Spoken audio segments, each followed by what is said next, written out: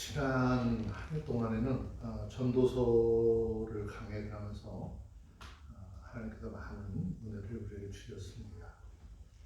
2022년도 한 해는 잠언서를 강해하면서 잠언서를 통해서 우리에게 주시는 그런 하나님의 은혜와 또 지혜를 깨달아서 2022년도 한 해를 승리하는 그런 한 해가 되기를 간절히 바라는 마음에서 이제 2022년도 첫 주부터 잠언서를 강의를 해 나가도록 하겠습니다. 잠언서 강의를 통해서 많은 은혜가 임하게 되고 또 지혜를 통해서 하나님의 백성으로서 삶을 살아가는데 큰 유익을 얻는 그런 복된 시간이 되기를 원합니다. 잠언의 말씀은 우리 그리스도인들에게 삶의 지혜를 주는 그런 말씀으로 우리가 이 세상을 살아가는 데 있어서 가장 필요로 하는 것이 무엇인가, 어떤 삶의 자세가 지혜로운 삶인가에 대해서 기록을 하고 가르치고 있습니다. 그래서 우리는 이 잠언서 강해를 함께 살펴보면서 많은 은혜를 나누기를 원합니다. 우리가 세상을 살아가면서 우리에게 가장 필요로 하는 것이 무엇인가 라고 하는 질문을 던지게 되면 아마 그 질문에 대해서 사람에 따라서 답이 여러 가지 형태로 나오겠죠. 대개의 경우는 돈을 으뜸으로 아마 꼽지 않을까라는 생각을 하게 됩니다. 이것은 무엇을 의미하는가 하면 돈이면 제일이라고 하는 인간의 본성의 욕망을 물리치기 어렵다라고 하는 증거이기도 하는 것이죠. 그러나 돈은 우리에게 필요한 만큼 적당하게 있어야지 돈에 넘치게 너무 많으면 유익을 주기보다는 해로움을 주는 경우가 훨씬 더 많은 것을 봅니다. TV 뉴스 매체를 통해서 보면 로또로 당첨된 사람들, 그 중에는 삶이 더 악화된 사람들이 많은 것들을 보게 되죠. 그래서 성경에는 돈이 나쁘다라고 하는 말은 없지만 돈을 지나치게 사랑하는 일이, 또 돈을 섬기는 일이 자신의 인생을 파멸로 이끄는 가장 무서운 독소가 된다라고 하는 사실을 기록하여서 가르치고 있어요. 특별히 마태복음 6장 24절의 말씀에 보면 예수님께서 말씀하시기를 사람이 재물과 겸하여 하나님을 섬길 수 없다라고 하셨습니다. 자, 이 말씀을 통해서 우리에게 말씀하시고자 하는 것은 사람은 두 가지를 동시에 섬길 수 없다라고 하는 것을 말씀하는 것이죠. 재물을 섬기든지 하나님을 섬기든지 네 삶에서 결단을 하라라는 말씀이죠. 그런데 문제는 어떤 생활이 하나님보다 돈을 더 사랑하는 생활이냐라고 하는 것이죠. 그 기준이 애매하고 설정하기가 굉장히 어렵다라는 것이죠. 그래서 하나님은 이 문제를 아주 분명하게 하기 위해서 그 기준을 제시하셨어요. 그 기준을 제시하셨는데 그 기준이 바로 11조죠. 하나님께서는 말라기 3장 10절에 보면 온전한 11조를 드리라 하시고 이것을 행하지 않는 사람에게 말라기 3장 8절에 보면 11조는 내 것이니 너희는 하나님의 것을 도적질하지 말라라고 말씀을 하셨습니다. 지금 하나님 앞에 온전한 11조를 드리지 못하는 생활은 이미 재물과 하나님을 겸하여 섬기는 생활인 것이죠. 그래서 우리는 여기부터 명백한 선을 긋고 하나님을 섬겨야 내가 제대로 신앙생활을 하고 있다라고 할 수 있는 것입니다. 또 하나님은 이 삶을 통해서 말라기 3장 10절에 보면 우리의 삶에 쌓을 것이 없도록 복을 주시겠다라고 약속을 하셨어요. 자, 그런데 여기에서 한 가지 분명하게 깨달아야 될 것은 쌓을 것이 없도록 복을 주시겠다라고 하신 이 말씀의 뜻을 올바로 깨달아야 하는 것이죠. 자, 말라기 3장 10절의 말씀에 보시면 쌓을 것이 없도록 복을 주시겠다라고 하는 이 말씀은 무언가 주체할 수 없이 많은 것을 말하는 것이 아니라 이 말은 내가 이런 삶을 살면 내가 이 세상을 살아가면서 내가 무엇인가 필요할 때 그 필요를 넉넉히 채우시겠다라는 말씀이죠. 미국의 유명한 하이디라고 하는 사람, 그 사람 백만 장자였다라고 그랬죠. 한때 사업이 실패해서 전 재산을 고스란히 날려버리고 한 10만 달러의 빚을 지게 되었다라고 그랬대요. 근데 그 사람은 재산을 다 정리하더라도 10만 달러의 그런 그 빚을 갚아야 하는 그런 어려운 상황이 다가왔어요. 그래서 그는 자기 재산을 정리해서 10만 달러를 다 갖고 나니까 돈이 얼마 남지 않았어요. 그래서 그는 하나님께 기도하여 곰곰이 생각해 보았다. 무엇 때문에 내 삶이 이렇게 되었을까? 그런데 문득 성령께서 본인에게 깨닫게 하시는 것이 있었는데 자기는 하나님보다 돈을 더 사랑했다는 사실을 깨달았어요.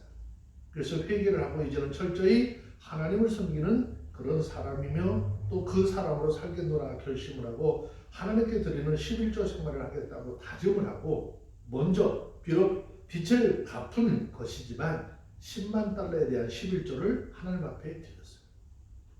이때 가족과 회사원들은요, 그의 태도를 보고 아주 맹렬히 비난을 했어요. 우선 회사를 살리는데 힘을 써야지 지금까지 드리지 않았던 11조를 드리는 것이 그렇게 급하냐. 당신은 위선자다라고 했습니다. 이런 비난을 뒤로하고 남은 돈으로 다시 철저하게 하나님 앞에 무릎 꿇어 기도하며 하나님 중심으로 다시 사업을 시작해서 결국은 성공을 하게 되고 평생을 헌금과 구제 생활로 여생을 보냈다라고 전해지고 있죠. 자, 이것을 통해서 우리가 깨달아야 할 것은 인생들이 만나는 삶의 어려운 시련 속에서 반드시 하나님께서 보내는 메시지가 있다라는 것을 알아야 되는 것이죠. 그러나 이 메시지는 지혜로운 자는 깨닫고 돌이켜 고치고 온전하게 되지만 지혜롭지 못한 사람들은 깨닫지 못하고 멸망의 길로 가고 마는 것이죠. 결국 하나님의 사람들이 세상을 살아가면서 절실하게 필요한 것은 많은 물질이나 권세나 명예가 아니라 하나님으로부터 오는 지혜의 삶을 살아야 하는 것이죠. 성경을 살펴보면 인생을 성공적으로 살아간 사람들을 보면 돈 있는 사람도 권세 있는 사람도 지식이 있는 사람 그런 사람이 아니라 오직 하나님을 경외하는 지식 있는 사람이라는 사실을 발견하게 되는 것이죠. 그러므로 우리 모두는 우리 자신의 지식을 버리고 하나님께서 주시는 지혜로 충만한 삶이 되어주시기를 주의 이름으로 축원합니다. 왜 우리가 하나님을 아는 지식으로 충만해야 할까요? 그 이유는 인간에게 생명을 주고 소망과 참복을 얻게 하는 지혜는 하나님을 경외하는 데서만 얻을 수 있기 때문이죠. 하나님으로부터 얻는 지혜의 가치에 대해서 성경은 잠언 3장 18절에서 말씀을 하고 있어요. 지혜는 그 얻은 자에게 생명나무라. 지혜를 가진 자는 복되도다 라고 했습니다. 성경은 전부가 하나님이 주시는 지혜의 셈이지만 특히 우리가 함께 살펴볼 잠언에 기록된 이 말씀들은 우리의 생애와 생활을 성공적으로 경영하고 복받게 하는 지혜의 셈인 것이죠. 그러므로 이 셈에서 삶과 성공의 참 비결을 터득하여 우리 모두의 생애에 하나님으로부터 오는 복을 받아 누리는 우리 모두가 다 되어주시기를 주의 이름으로 축원합니다. 자, 잠언서 1장 1절의 말씀에 보면 다윗의 아들 이스라엘의 왕 솔로몬의 잠언이라 그랬어요. 이 말씀대로 잠언은 이스라엘의 왕이었던 솔로몬이 글을 기록을 했지만 끝에 나오는 30장은 아굴, 31장은 루엘의 잠언이라고 기록을 하고 있어요.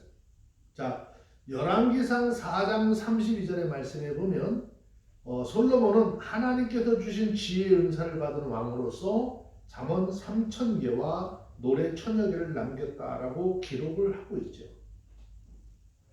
자, 여기서 말하는 잠언이라고 하는 이 말은 히브리말 보면 마샬이라고 하는 단어로 되어져 있는데 이 말의 뜻은 격언들 또는 속담들이라는 의미를 가지고 있습니다. 그렇다고 이 잠언이 또 이 잠언의 말씀이 솔로몬이 오랜 삶 가운데 터득한 인생의 경험과 또 성공적인 삶을 살아가는 방법을 모아놓은 책이라고 생각을 해서는 안 되는 것이죠. 잠언의 말씀은 어디까지나 하나님을 경외하는 그리스도인들에게 삶의 지혜를 주는 하나님의 말씀인 것입니다. 그래서 2절 이하의 말씀에 보면 잠언이 어떤 책이냐에 대해서 잘 설명을 하고 있죠. 자, 2절부터 5절까지 말씀해 보면 이렇게 기록을 했습니다. 이는 지혜와 훈계를 알게 하며 명철의 말씀을 깨닫게 하며 지혜롭게 의롭게 공평하게 정직하게 행할 일에 대하여 훈계를 받게 하며 어리석은 자로 슬기롭게 하며 젊은 자에게 지식과 근신함을 주기 위한 것이니 지혜 있는 자는 듣고 학식이 더할 것이요 명철한 자는 묘락을 얻을 것이라 그랬습니다. 자, 그래서 이 잠언의 말씀을 통틀어서 한마디로 요약해서 이야기한다면 하나님의 지혜라고 말할 수 있는 것이죠. 성경에 나오는 지식이나 지혜는 세상 사람들이 말하는 보편적인 지식이나 지혜와는 전혀 다른 것이죠. 성경이 말하는 지혜는 과학적인 지식을 의미하는 것도 아니고 도덕적인 지식을 의미하는 것도 아닙니다. 하나님을 경외하는 사람들이 하나님의 말씀을 통해서 얻어지는 삶의 방법을 이야기하는 것입니다. 우리가 여기서 분명히 알아야 될 일은 지혜는 인간들의 소산물이 아니라는 것이죠. 성경 우리가 욥기 28장 12절로 18절 말씀에 이렇게 쭉 훑어서 보면 지혜의 근원에 대한 이야기를 쭉 설명을 하고 있어요. 특히 12절 13절 말씀에 보면 그러나 지혜는 어디서 얻으며 명철의 곳은 어디인고 그 값을 사람이 알지 못하나니 사람 사는 땅에서 찾을 수 없구나 라고 하면서 결론에 가서 욥기 28장 28절을 보면 주를 경외함이 지혜요 악을 떠남이 명철이라 라고 했습니다. 자, 여기서 우리가 알 수 있는 것은 하나님을 잘 경외하는 일은 지혜의 산물이라는 것입니다. 그래서 하나님을 잘 경외하는 사람일수록 하나님의 지혜를 많이 가지고 살아가는 사람이라는 것이죠. 올바른 지혜, 생명에 이르게 하는 지혜라는 인간의 재능이나 철학이나 또 명철의 뿌리를 받고 있는 것이 아니라 하나님을 경외하는 자에게 주시는 하나님의 선물이라는 사실을 깨달아야 합니다. 자, 이 잠언을 기록한 사람은 솔로몬인데 솔로몬이 어떻게 이와 같은 지혜가 있었을까 생각을 해봅시다. 자, 성경을 살펴보면 솔로몬의 지혜가 어떤 스승으로부터 배워서 터득한 것이 아니죠. 또 왕이 명철에서 자연스럽게 얻어진 것이 아니라 하나님께서 솔로몬에게 지혜를 주심으로 솔로몬은 지혜자가 되었죠. 물론 솔로몬이 말년에 한동안 그 많은 처첩으로 인해서 하나님을 떠난 생활을 한 적이 있었지만 솔로몬이 왕이 된 초기에는 여호와를 심히 사랑하고 또 그 붙인 다윗의 법도를 잘 지키는 왕으로서 하나님의 사랑을 받는 그런 삶을 살았던 임금이죠. 자, 그 과정을 열왕기상 3장 4절의 이하의 말씀을 살펴보면 솔로몬이 하나님 앞에 제사를 드리러 기브온 산당에 가죠.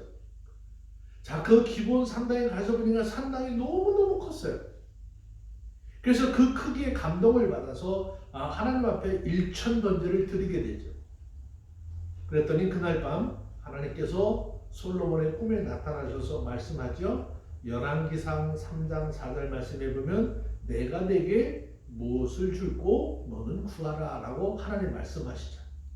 그런데 솔로몬은요, 그때 주께서 저에게 큰 은혜를 베푸셨고 주께서 또 저를 위하여 이 큰 은혜를 예비하시고 오늘과 같이 저의 위를 앉을 아들을 저에게 주셨나이다. 나의 하나님 여호와여, 주께서 종이 아위 다윗을 대신하여 왕이 되게 하셨사오니 종은 작은 아이라 출입할 줄 알지 못하고 주의 빼신 백성 가운데 있습니다. 저희는 큰 백성이라 수요가 많아서 셀 수도 없고 기록할 수도 없사오니 누가 주의 이 많은 백성을 재판할 수 있사오리까? 지혜로운 마음을 종에게 주사 백성들을 재판하여 선악을 알게 하옵소서라고 구하죠. 이와 같은 솔로몬 왕의 기도가 성경 보니까 하나님의 마음을 흡족하게 했대요. 하나님 마음에 맞았대요. 그래서 그 흡족하게 하나님의 마음에 받아들여져서 하나님께서 그에게 이르기를 내가 이것도 구하였도다. 자기를 위하여 수도 구하지 아니하고 부도 구하지 아니하며 자기의 원수의 생명을 벌하기를 구하지 아니하고 오직 송사를 듣고 분별하는 지혜를 구하였은즉 내가 내 말대로 내게 지혜롭고 총명한 마음을 주노니 너희의 전에도 너와 같은 자가 없거니와 너희의 후에도 너와 같은 자가 일어남이 없을 것이다 라고 하셨어요. 그뿐 아니라 내가 또 너희의 구하지 아니한 부와 영광도 내게 주노니 내 평생의 열왕 중에 너와 같은 자가 없을 것이니라 라고 말씀을 하시고 그 약속을 지키셨어요. 또 그리고 이 잠언을 기록하게 하셔서 후세에 하나님의 백성들에게 삶의 지혜를 주시기 위한 섭리를 이 성경 속에 숨겨두신 것이죠. 그래서 이 잠언에 주는 유익에 대해서 4절과 5절에 보면 몇 가지로 말씀을 했어요. 잠언 1장 4절의 말씀에 보면 어리석은 자로 슬기롭게 하며 젊은 자에게 지식과 근신함을 주기 위한 것이다 그랬어요. 첫째로 어리석은 자로 슬기롭게 한다 그랬어요. 자, 여기서 말하는 어리석다라고 하는 이 말의 뜻은 그 마음이 외부를 향해서 무방비 상태로 열려있는 단순한 사람이라는 뜻입니다. 즉 쉽게 어떤 유혹에 속아 넘어가는 사람을 뜻하는 것이고 슬기라고 하는 말의 의미는 재빠르다, 신중하다라고 하는 뜻으로서 여기에는 악한 계략을 피하는 능력을 가리키는 말이죠. 그래서 남의 말에 쉽게 속아 넘어가서 날마다 피해를 보던 사람이 이 잠언의 가르침을 받으면 그런 계략에 빠지지 않고 피해갈 수 있는 능력이 생겨난다라는 말이죠. 그래서 우리는 하나님의 말씀으로 늘 무장을 해야 돼요. 지혜의 말씀을 우리 마음속 깊이 잘 새기고 그 말씀을 늘 묵상하며 살다 보면 이 거짓된 것들, 많은 유혹으로부터 우리가 어떻게 파멸의 길에 들어서지 않게 되는 것이죠. 그 유혹의 길에서 떠날 수 있습니다. 특별히 젊은 자에게 지식과 근신함을 주기 위한 것이라 했어요. 여기서 말하는 지식은요, 체험적인 지식을 말하는 것이고 근신이라고 하는 것은 체험적인 지식을 바탕으로 범사에 신중하게 행동한다라는 뜻입니다. 그래서 이 말은 우리가 세상을 살아갈 때 경험의 부족으로 경솔하게 행동하기 쉬운 미성숙한 이 젊은이들이 잠언의 말씀의 가르침을 받으면 어떤 대상에 대한 확고한 지식에 근거하여 사려 깊고 아주 신중하게 행동하게 된다라는 말씀입니다. 젊은이들에게 올바른 지식이 있어야 돼요. 모든 지식은 하나님을 경외하는 일로부터 시작해서 올바른 경지에 이르게 되는 것이죠. 자, 근신함을 준다라고 하는 말은요, 사람이 삼가해야 될 것을 삼가함으로 자신을 지키는 일을 이야기하는 것이죠. 잠언은 이런 일이 필요한 말씀이라고 기록하고 있습니다.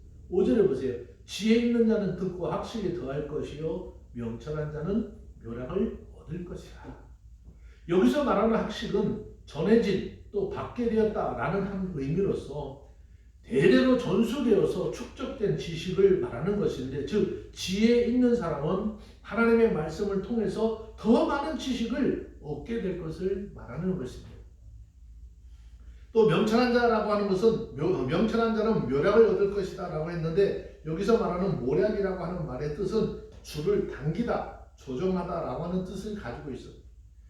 결국 이 말은 어떤 대상을 다루는 기술이라고 하는 의미를 담겨져 있는데, 여기에서는 삶을 바르게 조정할 수 있는 힘, 능력을 이야기하는 것이죠. 그러니까 하나님의 말씀으로 무장을 하고 하나님의 말씀의 가르침을 받으면 우리의 삶을 잘못된 길에서 돌아설 수 있고 올바른 길로 돌아올 수 있는 힘과 능력을 얻을 수 있다라는 것이죠.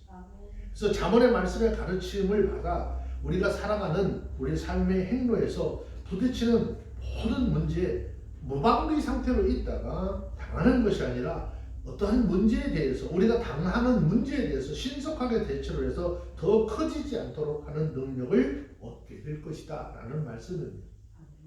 우리 모두가 하나님의 말씀으로 잘 무장해서 조그만 것에서 문제를 해결할 것을 일이 너무 커져가지고 수습하지 못할 정도의 위치에까지 가는 것은 바람직하지 않아요. 항상 하나님의 지혜로 모든 일이 시작되는 그 시점에서 바로 해결을 해서 피해를 최소화할 수 있는 우리 모두가 되어주시길 바랍니다. 자, 잠언 1장 6절부터 8절까지 말씀을 다시 봅니다. 잠언과 비유와 지혜 있는 자의 말과 그 오묘한 말을 깨달으리라. 여호와를 경외하는 것이 지식의 근본이오늘 미련한 자는 지혜와 훈계를 멸시하느니라. 내 아들아, 내 아비의 훈계를 들으며 내 어미의 법을 떠나지 말라. 이는 내 머리에 아름다운 관이요 내 목에 금사슬이라. 자, 여기에서 비유라고 하는 말의 뜻은요, 돌아가다, 구부리다 라고 하는 뜻으로서 우회적으로 상징적으로 하는 표현을 가리키는 것이고, 오묘한 말이란 고대 근동지방에 지혜의 척도를 재어보기 위해서 사용되었던 수수께끼를 의미하는 것이죠. 자, 그러면 이 말씀을 통해서 무엇을 말씀하려고 하는 것일까 라는 거예요. 즉 하나님의 말씀은 깨닫기가 어렵기 때문에 이 잠언의 말씀의 가르침을 받아서 지혜로 말씀의 뜻을 올바르게 깨달을 수 있도록 하라라고 하는 말씀인 것이죠.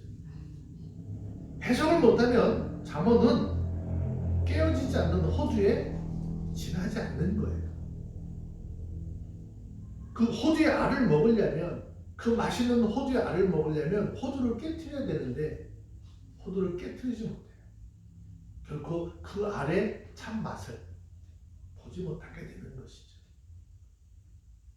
우리가 지혜를 얻을 수 있는 길이 두 가지가 있습니다. 하나는 성경을 통해서 얻는 지혜요, 다른 하나는 영감으로 얻을 수 있는 지혜가 있죠.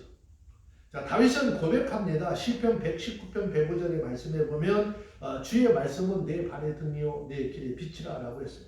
그래서 하나님의 말씀을 많이 듣고 읽으며 연구한 사람들은 하나님의 지혜와 또 하나님께서 주시는 그 지혜가 풍성해져서 그로 말미암아 생활의 믿음과 소망으로 가득 차서 늘 평안한 삶을 살 수 있게 되는 것이죠. 자, 또 다른 하나는 영감으로 얻는 지혜인데 솔로몬의 경우와 같이 하나님으로부터 은사로 받는 지혜가 있어요. 근데 이 은사에 대해서 야고보서 1장 5절에서 말씀하고 있죠. 너희 중에 누구든지 지혜가 부족하거든 모든 사람에게 후히 주고 꾸짖지 아니하시는 하나님께 구하라. 그리하면 주시리라 그랬어요. 자, 그런데 잠언은 우리에게 이 두 가지를 모두 우리의 생활에 공급해 주시는 놀라운 하나님의 말씀이라는 거예요. 그래서 7절 말씀에 보면 여호와를 경외하는 것이 지식의 근본이오늘 미련한 자는 지혜와 훈계를 멸시하느니라 라고 그랬죠. 자, 우리의 모든 지식의 근원이 되시는 하나님을 경외하는 삶을 살 때 하나님께서 그 삶에 지혜를 주셔서 모든 삶 속에 평안을 누릴 수 있도록 은혜를 주시는 것입니다. 만약 그렇지 않으면 하나님의 지혜가 아닌 사람의 지식으로 우리의 생명을 해치는 것이고 우리로 생명계에서 떠나게 할 것이기 때문이라는 것이죠. 그러나 미련한 자들은 하나님의 말씀에서 나오는 지혜를 따르지 아니하고 인간의 지혜를 찾고 따라가서 결국 사망에 이르게 되는 것이죠. 성경이 말하는 미련한 자 어떤 사람일까요? 죄의 마음과 생각을 두고 살아가는 인생들을 말하는 것인데 그 이유는 하나님을 경외하는 지혜를 소유할 수 없기 때문에 자신의 삶이 파멸의 길을 걸어가고 하나님의 심판에 이르게 되는 것을 모르며 살아가는 것이에요. 지금 자신들이 그런 길을 걸어가면서 이 길이 살 길이라고 스스로 생각하며 가는 것이죠. 자, 오늘 우리는 이 말씀을 통해서 잠언이라고 하는 이 지혜의 셈에서 참 삶의 지혜를 배우면서 신앙적으로 잘 성장해서 하나님께서 주신 지혜로 성공적인 삶을 살아가는 우리 모두가 되어주시기를 주의 이름으로 축원합니다. 아멘. 2022년도 첫 시간 주일 첫 예배에 이렇게 잠언의 말씀을 강해를 시작을 하는데 한 해 동안 이 하나님의 말씀을 잘 들으시면서 깨달아서 하나님이 원하시는 믿음의 길을 걸어가시고 이제 세상에서 다른 사람들에게 속아서 피해보고 잘못된 그런 그 길을 가진 우리의 삶이 아니라 이제는 성공의 삶, 하나님 원하시는 믿음의 삶을 살면서 주님 앞에 영광을 돌리며 살아가는 우리 모두가 다 되어주시기를 주의 이름으로 축원합니다. 기도하겠습니다. 할렐루야. 거룩하신 하나님 감사합니다. 이제 올 한 해 거룩한 주일 첫 예배 속에 하나님 잠언의 말씀을 들을 수 있도록 해주심을 감사합니다. 이제 이 잠언의 말씀을 통해서 우리에게 지혜를 더하게 하여 주시고 하나님의 뜻을 깨닫게 하여 주시고 주의 뜻을 온전히 이루어서 이 세상에서 피해보는 자요 사망의 자리에 드는 것이 아니라 날마다 성공하는 자요 하나님께서 주시는 새 생명의 자리에 머물 수 있는 우리 모두가 되게 하여 주시고 그 삶을 통해서 오직 여호와 하나님께 영광을 돌리는 우리의 삶이 되게 하여 주시옵소서. 예수님의 이름으로 기도합니다. 아멘.